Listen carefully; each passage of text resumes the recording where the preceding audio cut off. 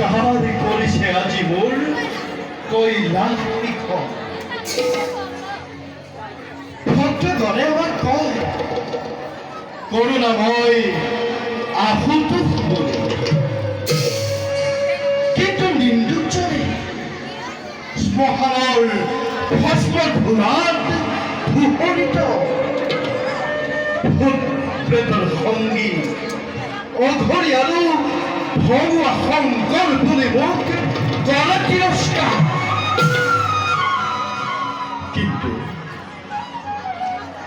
কিন্তু যেনেকৈ আমাক